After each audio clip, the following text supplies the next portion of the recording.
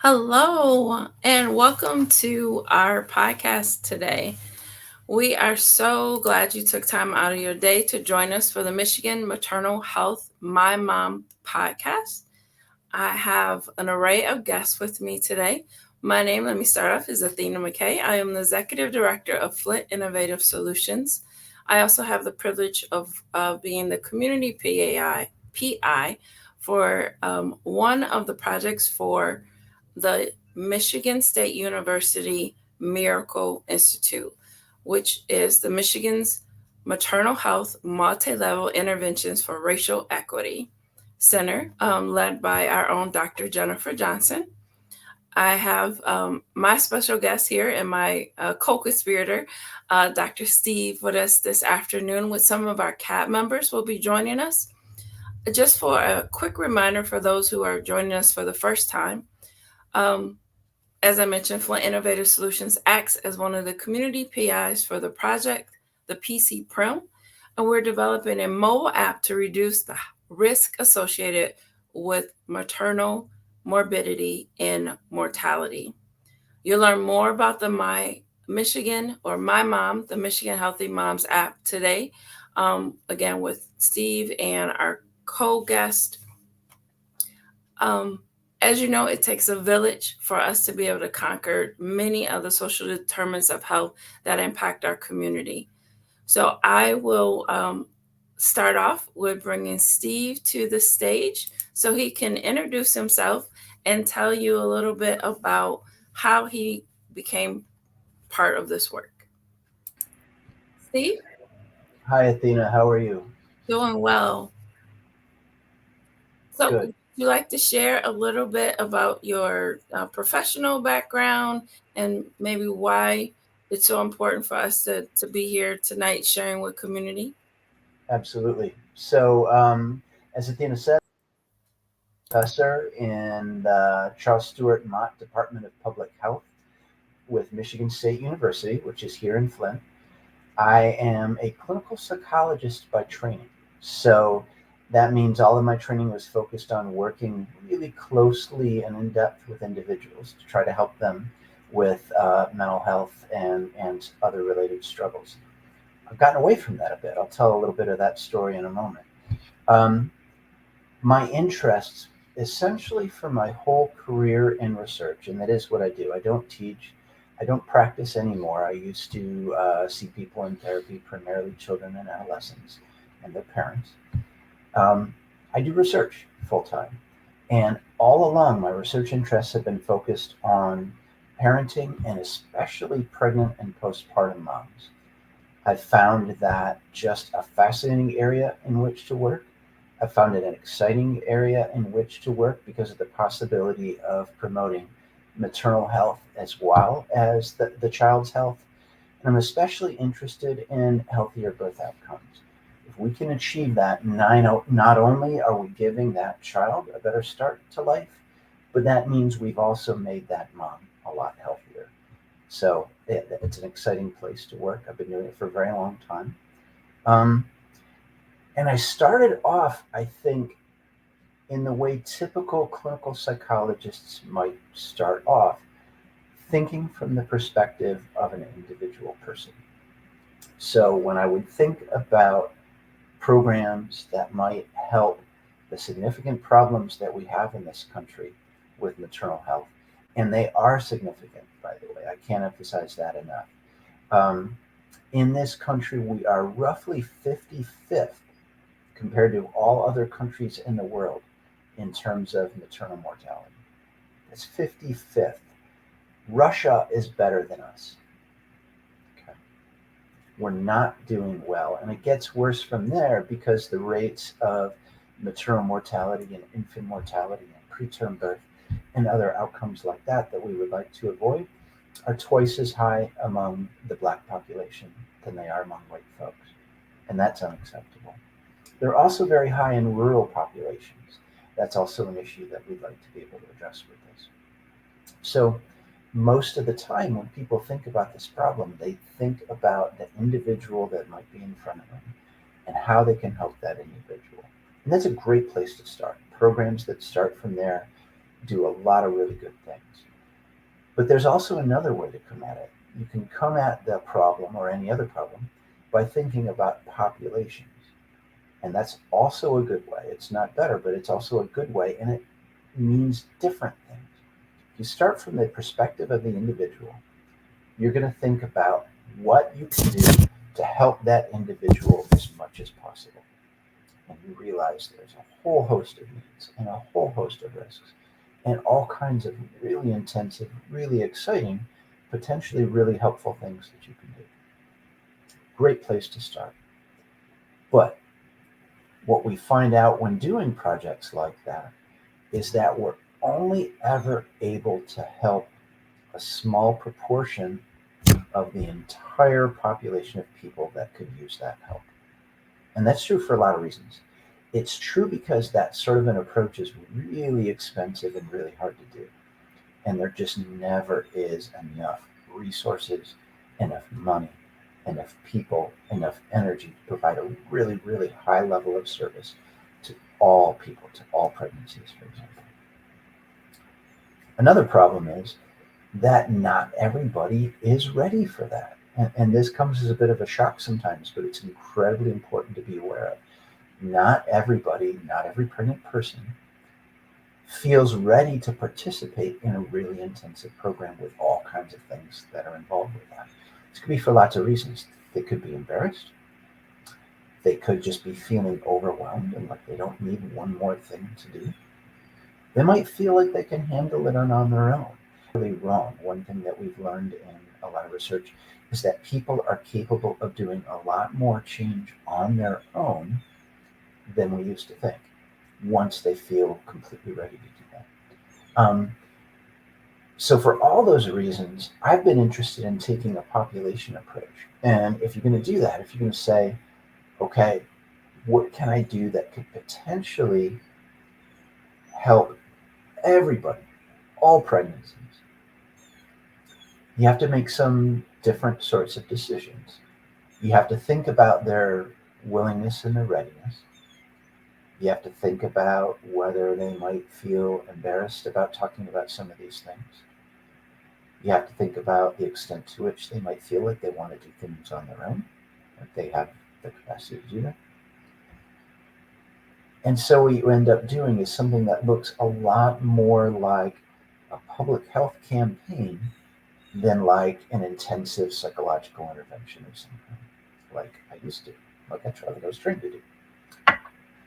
For me, thinking about things in that way really leads me to technology.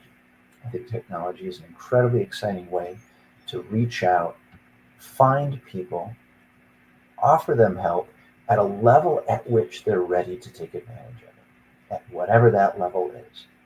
To make it private, if they want it to be private, to make sure that it is engaging and exciting for them, and to make sure that it's based on what we know from the most recent science. So I'm doing this program because I think that technology, although it's not the whole answer by any stretch, can be an incredibly important and helpful part of the answer in addressing some of those terrible maternal health outcomes and inequities that I talked about a moment ago. So Athena, you know me, I'm a professor. You wind me up and let me go and I'll go forever.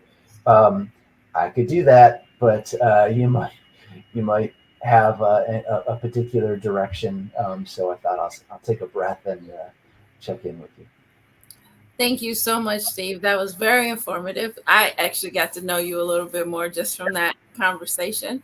I will just jump it over to some of our other guests who are joining and bring you back up shortly. Miss Sherese Stapleton, thank you for joining us this afternoon, ma'am. Thank you for having me. Hey, she Absolutely. is. Hello there. We are so happy to have you as part of our community advisory board. If you could just share a little bit with the audience about why you feel this project is so important for community to take hold of it, and just a little bit more about yourself and your profession. All right. First, I heard why I am a part of this project and what it benefits, right, for other people. Being a person who deals with families who may not have a lot of resources or information, being able to connect with the Appathon to learn more ways on how to better connect with their doctors or better connect with the community regarding infant maternal health, and also for parents to be able to have just multiple ways to be able to express themselves and being able to connect with those who they need to speak with regarding whatever it is that is going on with them health wise. Secondly, I'm Sherese Stapleton. I'm the executive director for Mothers of Joy Institute, where we provide a trauma informed approach to parenting and we help parents to parent well. And what that entails is that we just provide opportunities and information, classes, um, support to parents who may be having a hard time. Um, we give classes, we provide support groups, and just opportunities, just for help. As I said, to be able to parent well. As you know, in this day and time, it's wellness is a really new, not so new, but more aware approach to living. And if you're a parent, you're doing a lot of things, and sometimes you may forget about you because you're so focused on everyone else. We just help families and those who are responsible for children to reflect, to look back on themselves so that they can take care of themselves, so they'll be around to be able to be available for others. I hope I answered that correct for you, Athena. Absolutely. Transparency. Thank you so much, Sherese. And we're Sure. going to dive into a little bit more. I just want to bring up our next panelist up, Mr. Jonathan McKay. How are you today, sir? I'm doing very well. How about yourself? Awesome. Steve and I are again so happy to have you a part of this project. Jonathan, if you could introduce yourself, um, and just like Sherese, I didn't want to try to introduce her. I didn't want to try to introduce Steve because you guys know that the paths that you've taken. If you could introduce yourself, also you're part of this project and why it is so important to bring it to the forefront of the community. Beautiful. Thank you so much for the brief introduction. My name is Jonathan McKay. I am the founder of the Keeping Tabs project, as well as a program and project manager for Flint Innovative Solutions. I specialize in computer coding as well as telehealth. One of my biggest things when it comes to like niche interests in public health is trying to figure out how we can like technologically integrate the future into the present problems instead of trying to just idealize the future for future uses as like a commodity or luxury, so we can actually solve some of our like real problems and get ourselves to the actual first world instead of living in a utopia.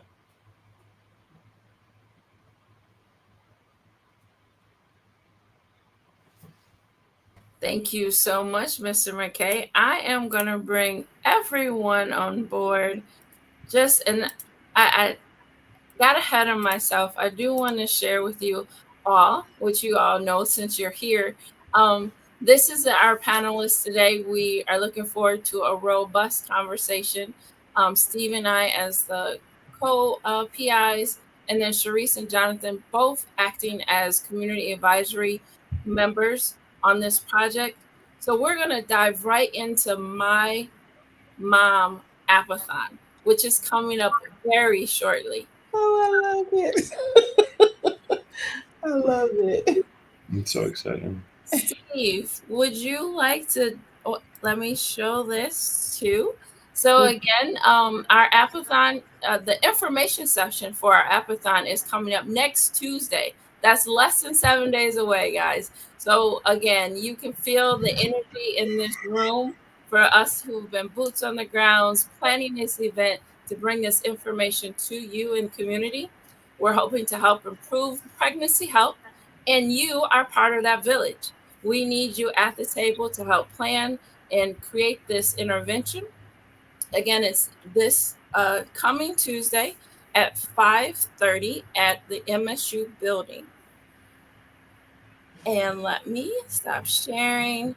Who wants to, Steve, give us 2 minutes of hot, innovative, why you should be in the place. Then I'll kick it over to Jonathan and Sherese wrap us up. Why do we want community in this space? All right, fantastic. I can do that. So one of the things about technology is that people think, oh, it's cold and it's impersonal, but it doesn't have to be, not if it's done right. So Athena has been leading the way in helping community members know about technology and have technology that works for them. Jonathan has been making amazing stuff that can help people in their daily lives, that actually works for and with them. We want to do that too. And the way we're doing that is that we've developed a platform that lets anybody make sophisticated digital health apps without any coding whatsoever. So that means that anybody listening to this, if they wanted to get just a little bit of training, could make some really cool, interactive, very personal apps. Okay. And that's critical because once we have that capability, once anybody can do this, not just tech wizards like Jonathan, that means we can get people together in a room and we can say, make stuff that you think is important. Make stuff that you think matters, that matters to you, that matters to your community. That's what this Appathon can do. We're bringing people in, we're saying, make teams, have fun, compete to see who makes the coolest stuff, the most interesting stuff that reaches out and touches people, that helps them understand the importance of this topic, what they can do about it, and what other people can do about it. That's what the Appathon is. So if you want to get involved, if you want to form a team, if you want to make some really cool stuff with some really easy to use software, please join us. And if you think that's not so much your thing, we also need testers. We need people to look at the stuff that the teams make and rate it so that we can help decide who's going to win that $5,000 first prize. In case I didn't mention it, that's a $5,000 first prize for the winning team. Thanks. Thank you, Steve. Sherese, how much did he say again? $5,000. There we go. Just a little emphasis right there. Jonathan, just following up from Steve.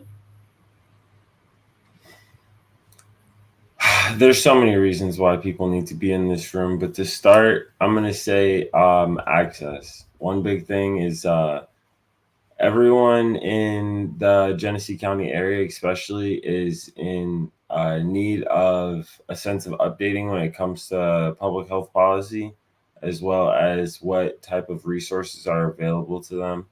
Even just being able to be aware that there's opportunities for them to be able to incorporate themselves in the process of making this app with the MI Mom app. Like this is an amazing opportunity for the person who just lives a common life to really just try to make like a major difference in the world and impact like a way wider audience. And beyond that, even being able to know that they have like a community and a network, because all of us did get here somehow and we were all babies at some point and our moms needed help at some point. So I feel like being able to have the resources for the people around you, even if you yourself are not going through a pregnancy or even like a newborn situation, even if you don't plan to in the near future or even in the distant future, like just being able to have the resources and the information for the people around you.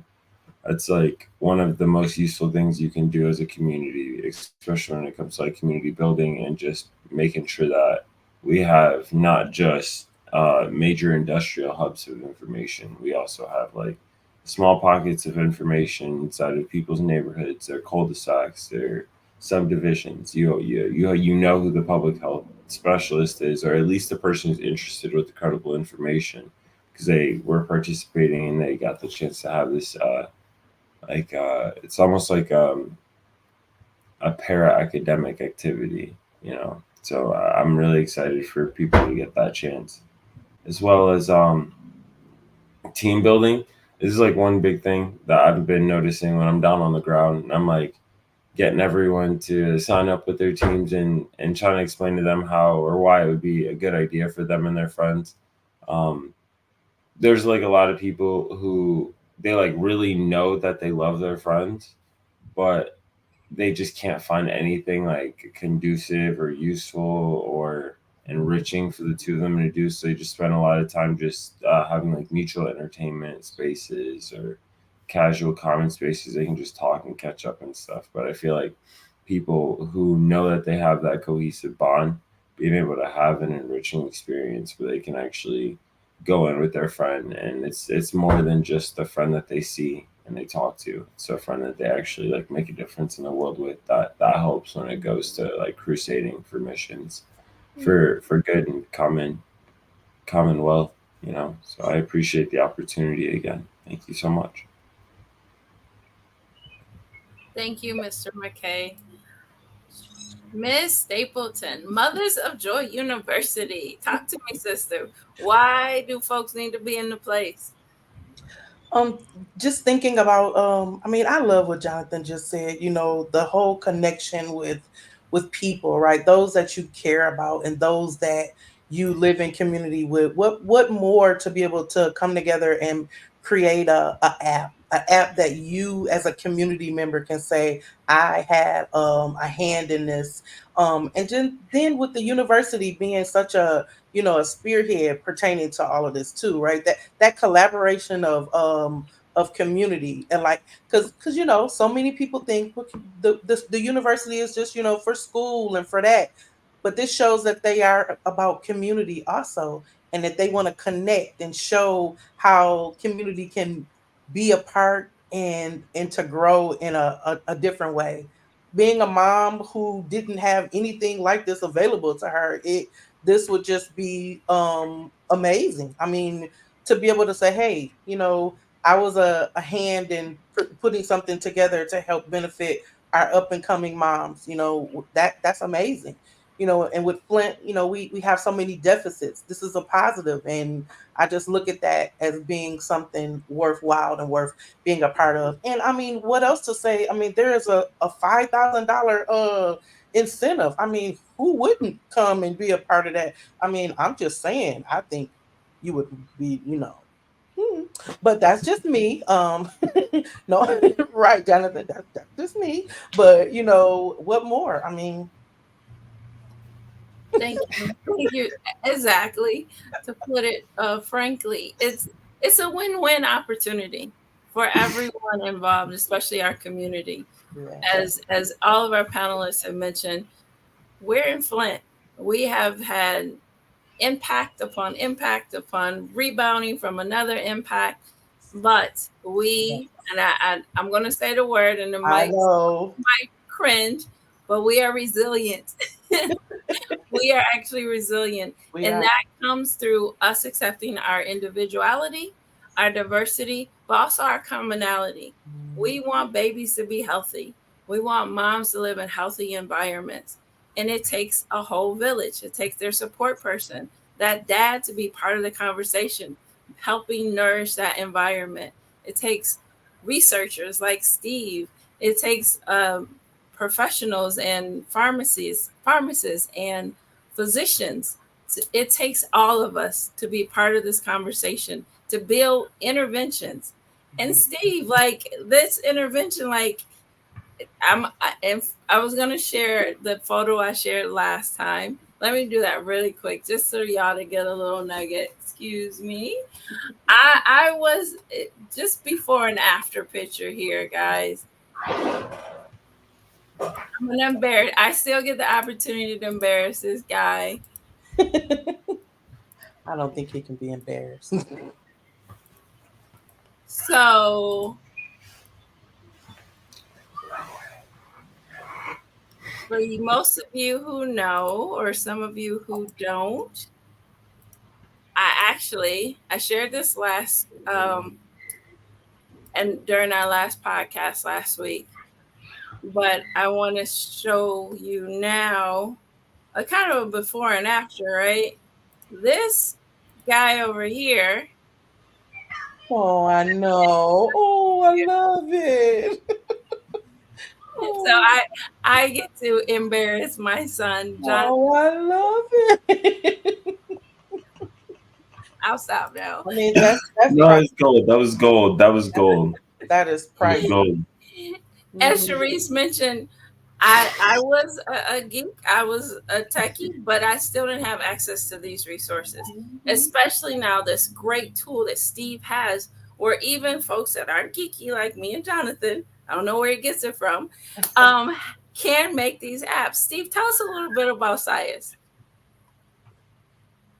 Oh, I can't hear you. You're muted, Steve. Sorry, yeah, I could talk about SciAS forever. I'll restrain myself, but yeah, so it is something that I've been working on in different forms for about 15 years now. It's in its third version, and this latest version was funded by NIH specifically to develop it as a modern, updated, easy to use, user-centered tool, letting people make use of it to build the kinds of things that we think can help people live better, healthier lives. So that's one exciting thing about it, that it's easy to use and anybody can do it. But there's a whole lot more to it. So as just one example, it can translate from English into any other language. With 45 languages, adding the capacity to be spoken aloud. So it has animated narrators. You can easily move around, have them smile, wave, point, do funny or cute things, do engaging things. And they can read everything out loud if you design your intervention that way. So that's one really cool feature, is that language capability.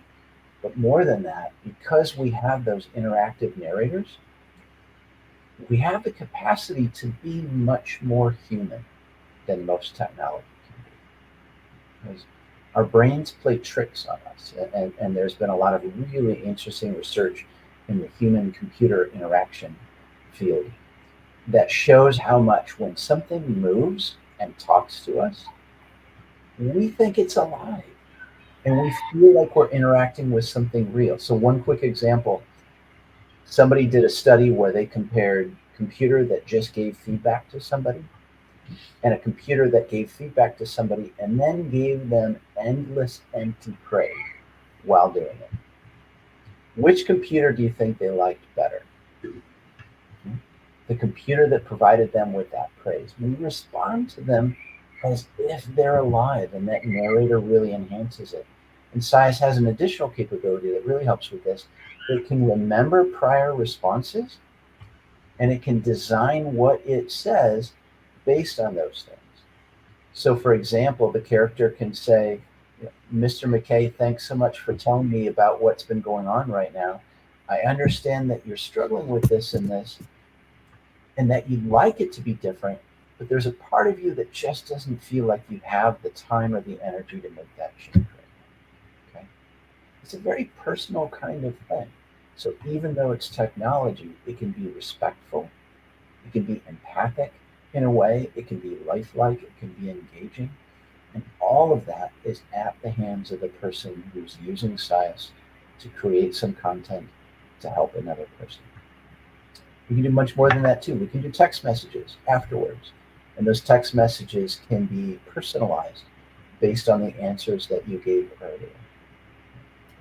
There's a little link at the bottom. If they click it, they can get a real human being to have a secure chat with.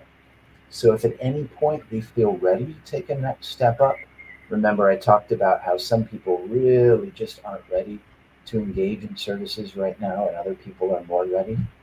If they become more ready, they just click that icon and they can chat with a real human being who knows the resources in their area, who understands how to work with them, and can help connect them with other sorts of services that they might do. We also can add videos, and this is a really important piece.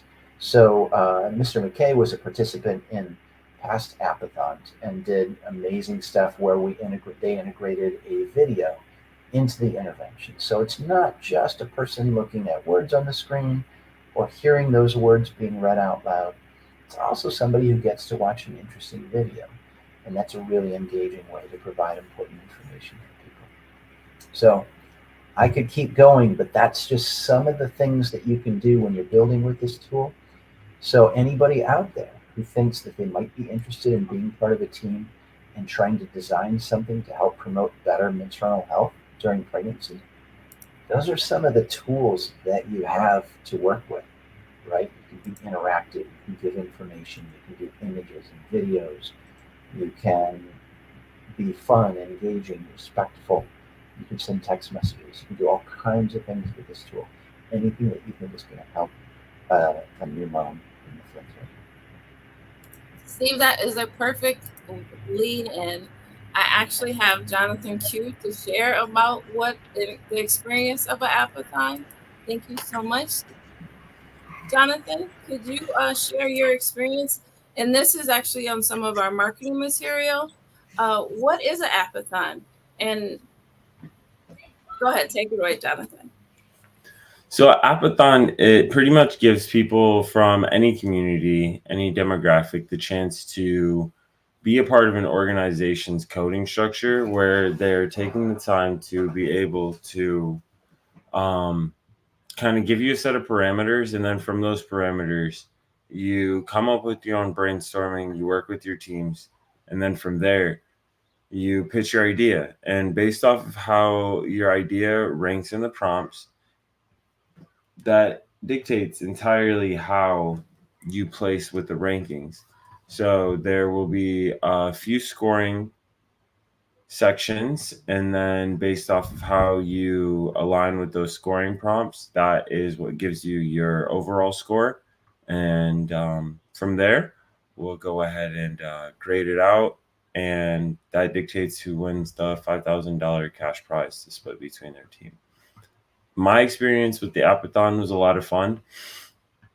It was super, it was honestly really random, just because a lot of the ideas that came to me were not things that I thought were going to come to me when I went into the room. It was very enlightening, for sure. It pushed me to my limits. I'd worked in spaces where we were working to concept apps before, and even especially in building web pages, but especially in this Appathon in particular, it was very unique because I got the chance to connect with some people that I'd never really met before, as far as some help while I was building, and that was really cool. Getting the chance to not be in so much of a cutthroat competitive environment as the hackathons that the Appathon here is mirroring, and turning it into more of an Appathon where people are applying themselves as the applications, kind of signifying the namesake. I hope that answered the question well. Absolutely. Thank you, Jonathan. I'm going to bring Miss Sherese back in to the conversation. Sherese, I've had the opportunity and privilege to work with you for a few years now. A few? Just a few.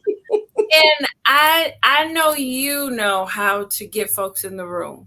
Yeah. Because of your heart, because of your compassion, because of your knowledge and wherewithal, because you're a trusted source in the community.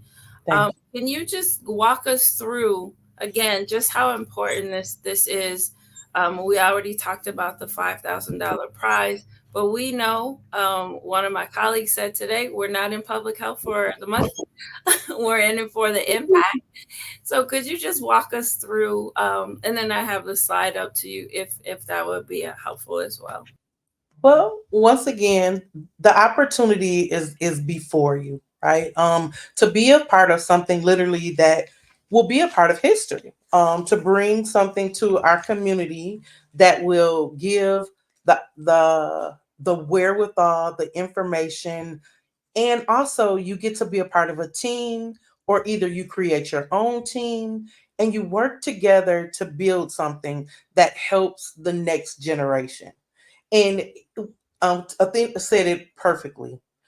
We're not in this to be millionaires. We're in this to make sure that our babies are healthy, that those who are the ones who are taking care, that are giving the nourishment and understanding and direction to them, have what they need to be able to just to be a light for them, to be happy. I mean, to be healthy and to be whole. So if you want to be a part of that, if you feel that you have what it takes to talk about or to be a part of our village, you can be there on May 7th for the information session. And we would love to meet you. We would love to see what ideas that you have, because that's another thing. You bring your expertise and your knowledge to the table. Don't think just because you're a community member, just because you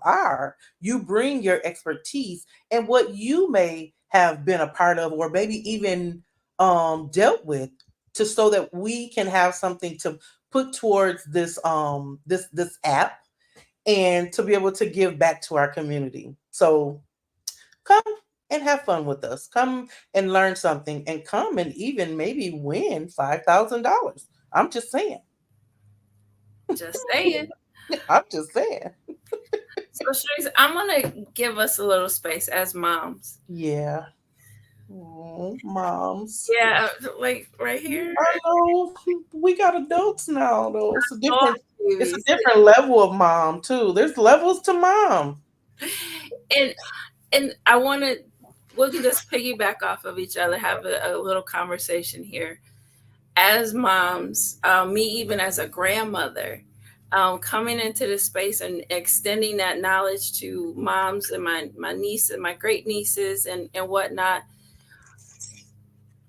I've shared and we've had conversation, but the resources weren't there for us.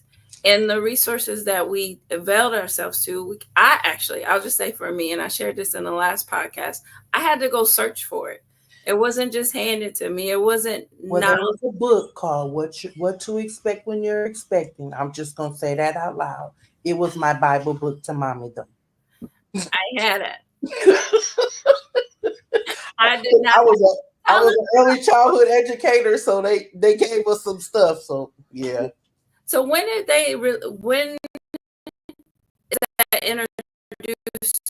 So like at the time that you find out you're pregnant, that's really, how does that work? And this is your space. That's why I got you here. A lot of times when you go to the hospital, they give you just enough. They don't give you when you come home from the hospital, that you need to rest and you need to sleep when the baby is sleeping, and don't try to do so much. That wasn't told to me when I was when I was a mom. Oh wow, that's so long ago. I'm still a mom, but you know what I mean. That first time, I was just talking to somebody about that first time being a mom. All of the things that go through your head, all of the things, your body is changing, it's so much at once. Mm-hmm. And if you have a support system, that's amazing. That's great. But what if you don't have a support system? How do you handle that? How do you, deal with, that time? And those are things that should be taught. Like I just said, rest when the baby rests, and don't think that anything, if it's stuff on the floor and you didn't get to it, okay, when you wake up you will be able to get to it. And it ain't that something, and nobody is upset about it. It's okay. Some things we make into big things. I know the thing that you done took me on a little rabbit hole, and you know how I get, but I got you. But some things are just like, it's not so much to worry about. Take care of you. If we did that more, if we took care of us more, mm-hmm. there would be a lot of not so many crises and so many, types of ailments in our bodies, because we're doing the necessary things. So I say, if you're a mom and you decide, hey, this is where I'm about to really take care of me, because I'm taking care of a living person inside of me. That is the best time to start. Making sure you're drinking water, making sure that you're not allowing people to stress you, because, we can allow people to stress us. Not allowing people to stress you. Rest, have fun, laugh, think about what's to come and not worry, because it is such a blessing. I just can't.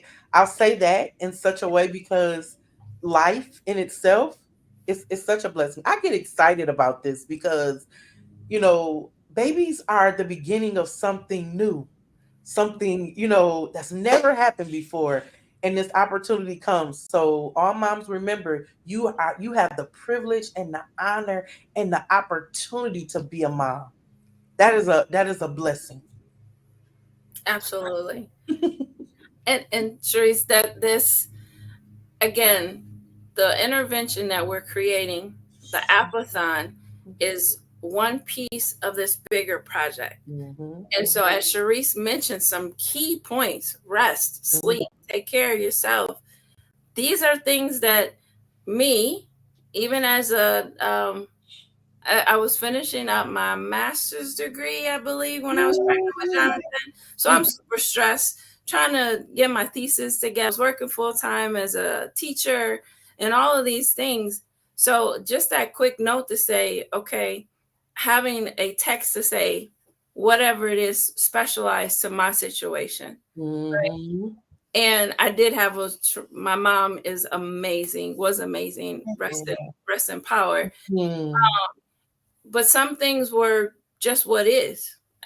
You kind of, it gets dwarfed into you, but not necessarily taught to you. Right. And so the app is one of those things that can help break through those barriers of fear, where you're getting educated on some of the things. And okay, well, I'm gaining weight, but I'm supposed to gain weight because I'm pregnant. But why is this happening with that? Mm-hmm. And so having the medical information. This is just me and Sherese talking in the app, y'all. But think about it, Athena. If something comes across that says, "Hey, how you doing today?" and for you just to respond to say, I'm really, not. I'm kind of tired. I don't know what to do. And the app says, "Well, did you try this? Did you try this? Did you try this?" And those three little things may have been something that you didn't even think about or even knew that you could do in that moment. Sometimes we don't have someone that we can call, right? Or someone that's available, and not saying that we just go to this app because now we ain't talking to nobody, I'm just gonna use the app. I'm not saying do that. But what I'm saying is that sometimes we're in situations where we just need a word of encouragement, a word of, information to get us over to that next level. Because I can identify, like, with school. I was running a whole childcare center when my children were younger. I'm taking care of other people's children too. And that could be a lot. Absolutely. Absolutely. And I'm going to bring Jonathan back into the conversation, because not only us as moms, but John, you were our recent first-time dad. So congratulations, Jonathan.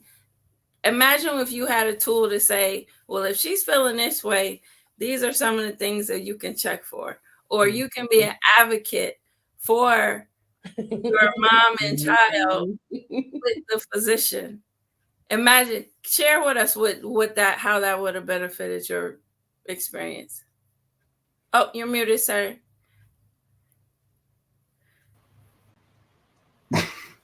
It's just crazy to think about the fact that we're doing it now, and my daughter's only 3. So to be able to imagine that had we been just a little bit sooner, like, she'd have had all of these resources coming into the world.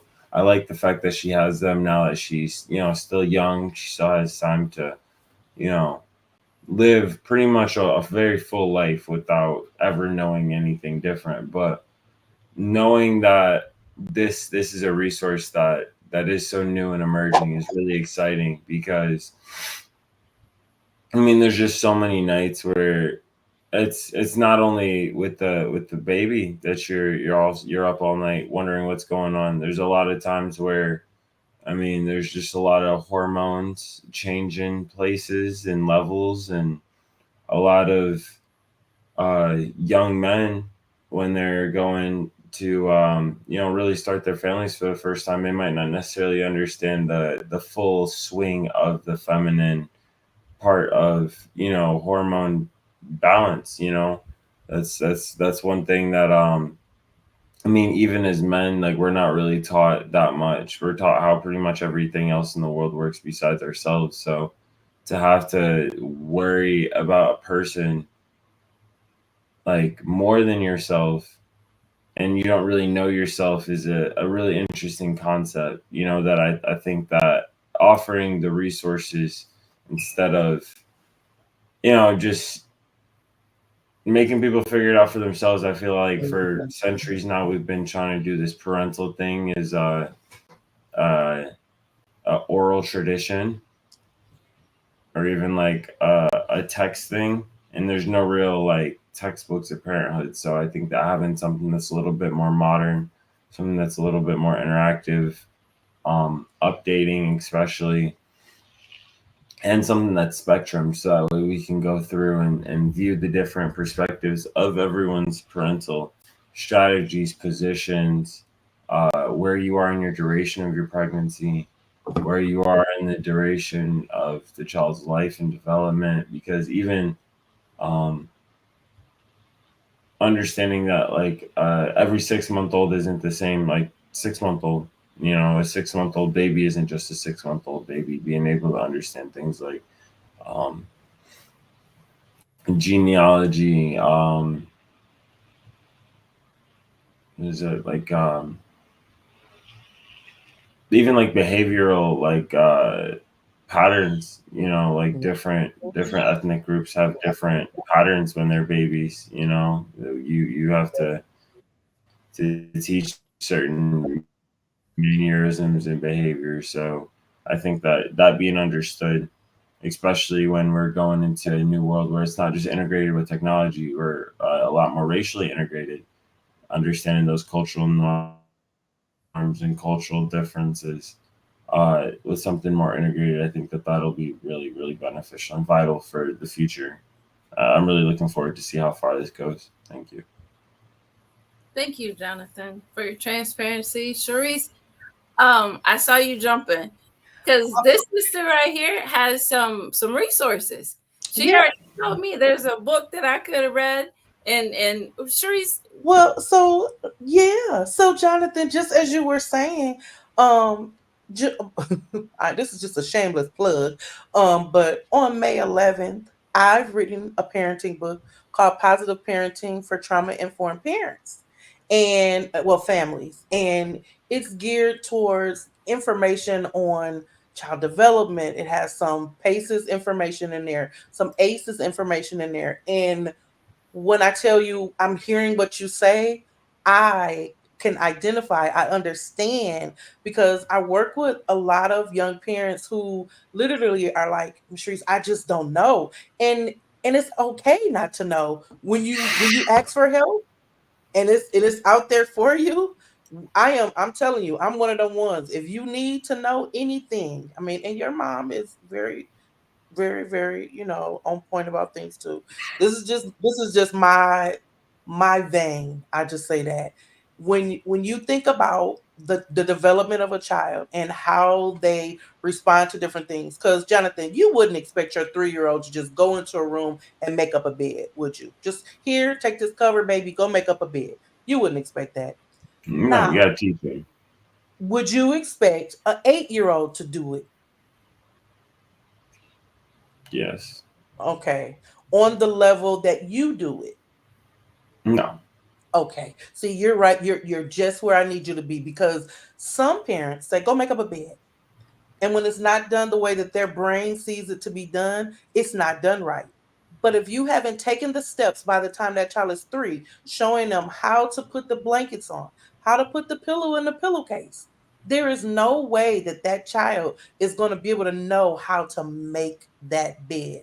But we assume well, I'm going to say, at once upon a time when I was a parent, I assumed that my children knew things because I did it all the time. So they just should know it osmosively. They should know this. But that's not how we teach, right? We teach by example, and we show anything that you want your child to do, you show them. If you want her to pick up paper, you pick up paper. If you want her to put her shoes in a certain place all the time, you do that. And I guarantee you, I'll tell you this. I'll give you $50 if she's 20 years old and you did this all the time and she never picked up the habit. Because what children do, they mimic us. We are the first teachers. They do exactly what we do. If we holler, they at school hollering. if we popping people, they at school popping people because they only do what they see, right? We can tell them something until we're as the color of these glasses, but the example is what's gonna supersede the conversation. So that was just a mini Mother's Joy. You, Sherese. And that's why we have you on the cab. I want to, as I bring Steve back into the conversation, again, the intervention will go out not only to moms, those pregnant mothers who are bearing the child, but also their support persons. Mm-hmm. And Jonathan represents that in this space. And then also, Steve, I'm gonna ask you to represent the physicians that are also get the intervention. Can you give us some your thoughts of how the intervention will help physicians better care for moms? Yeah, I love that question. First, I just got to say, I have loved listening to the three of you talk just now. And you know what it makes me think of? It makes me think of an Appathon team. I would love to be a fly on the wall as teams of folks like you are just together thinking and talking about what matters, what mattered to you personally when you were pregnant, when you were a mom, when you were a new dad, and building all that in, using those ideas and turning them into something concrete that anybody can use. I just love that. And I got to tell a quick story too, Ms. Sherese. I never once in my whole life taught my two sons what to do with a suit jacket. One day, I think it was the very first day that they both were wearing suit jackets to church too. I get out to the car. They both have those suit jackets draped over the back of the front seat so that they don't get wrinkled while they're sitting down because they saw me do that a million times, right? I got out there. I saw that car with their little suit jackets hanging on the backs of those. I thought that was the cutest thing in the world. You're so 100% right about that. That's the example. I mean, you don't have to. Sometimes you don't have to say a word, just what you do, right? And I know you were like, "Oh my goodness." No, they were watching. I couldn't believe it. So Athena asked me to answer a specific question about what we're going to do with the physicians taking care of these pregnant women as well. We designed the app, or we are designing the app, to be effective at multiple levels. So she mentioned the pregnant person, great. Mentioned the support person or multiple support people, great. We're also doing things at the community level. We want to make sure that community services are understandable and available without them having to do backflips and figure out what goes where and who goes what and what number I call and remember to write down the number. We want to make it all that easy. For the physician, we're doing a couple things. One, we're sending text messages with links to key bits of information that physicians might need to watch out for to take better care of their patients. So the thing is that everybody knows doctors are incredibly well trained. It's also hard to be a doctor because sometimes there are rare things that don't happen a whole lot that are incredibly important and even deadly. But they can look like things that aren't that important. They can look on the surface like, yeah, this is just a little bit of discomfort or a little bit of bleeding, right? But they could be routine, but they also could be deadly. So we're going to make sure that we're sending a few sorts of things to these doctors to help with that.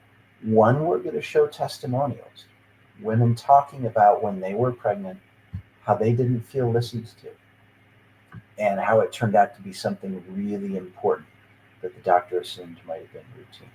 So that's one thing. The other thing is we want to encourage them to see every single patient in front of them as a human being with the same needs, the same values, the same goals, and the same importance as any other human being. one of the things that's been suggested already by our wonderful community advisory board is that we make sure they see a video that shows the life of somebody before they got to that office, making sure they see what they had to do to get there, changing buses, dealing with money trouble, dealing with insurance problems, dealing with other children and all of their needs. So many things that it takes to get to an appointment on time, and to do the things that you have to do when you're pregnant. Make sure the doctor knows about that. We're also going to make sure that they have a really good chance to see how they're being perceived by their patients who are Black versus their patients who are white. Part of what we see when we talk about these differences in maternal health and health outcomes during pregnancy is that sometimes they don't feel like their doctor is listening to them. They don't feel like their doctor trusts them. They don't feel like they trust their doctor, like they can be open about things. They'll get good, empathic, helpful answers rather than judgment. So we're going to ask all of these pregnant folks who are using the app to rate their doctor and how well they feel they're listening to them. Okay? Same with their other patients. And we're going to show them a nice little dashboard that lets them see, on average, my white patients feel this much in terms of how trustworthy I am and how good I am at listening. My Black patients, wow, that doesn't look as good, maybe. And if that's the case, we'll offer a little bit of tips on how they can do better with that and access to resources so they can do better with that. So all those kinds of things, we want to make sure they see all of their patients, that they listen to all of their patients, understand who they are as people, and have a sense of it when maybe they might not be interacting with their patients, and especially the Black women, in ways that are allowing them to feel like they can be open and like they're being cared for. So that's what that part of the app is. Thank you so much, Steve. Thank you, Jonathan. Thank you, Sherese. In our last 3 minutes, any closing remarks, just encouragement on your journey through parenting, and also to join us on the Appathon. Whoever wants to start off. I just have to echo something that Jonathan said that I thought was fantastic. He said he walked into the Appathon and had all kinds of ideas that he didn't plan to have before he walked into it. And it's just such a perfect example of what we want with an Appathon. We want teams working hard, generating ideas together, right? Because there's something that I think is really interesting. You know that game when there are a bunch of jelly beans in a jar and people guess how many jelly beans are in that jar?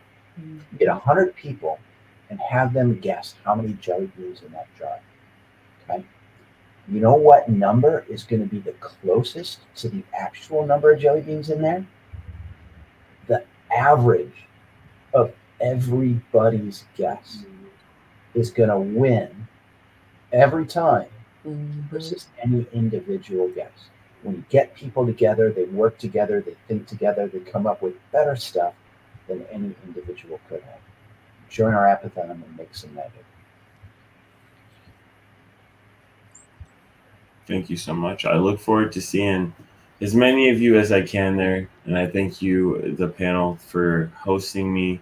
Thank you for giving me the opportunity. I didn't really introduce Keeping Tabs much, but I want you to know that the future is so bright for telecommunication, for public health, for community resource building. And I'm really excited for the work that you guys are doing. And thank you for passing the torch down generationally to be able to make sure that these resources could continue to be in the area. It means a lot to me. Thank you so much.